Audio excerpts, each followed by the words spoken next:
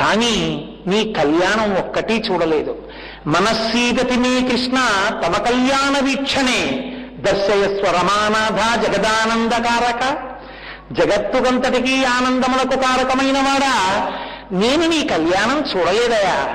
ఏది ఒక్క కళ్యాణం నేను చూసేటట్టుగా చేసుకో అంది. ఆయన అన్నాడు, అమ్మా ఈ అవతారంలో కళ్యాణాలన్నీ అయిపోయాయి, నీ కళ్యాణం కోరిక తీరుస్తాను. శ్రీశైలే పూరయిష్యామి కించిత్ కాలాదనంతరం. ఒకానొక యుగం వస్తుంది, కలియుగం. శ్రీశైలంలో నీ కోరిక తీరుతుంది. శ్రీశైలం అంటే రెండు శ్రీశైలాలు ఉన్నాయి. ఒకటి కరచరణాదులు లేని అరూపరూపి అయిన జ్యోతిర్లింగ స్వరూపంతో ఉన్న శ్రీశైలం.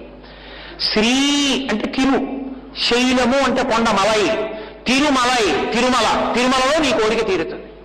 కాబట్టి శ్రీశైలే పూరయిష్యామి, తిరుపతిలో నీ కోరిక తీరుతుంది.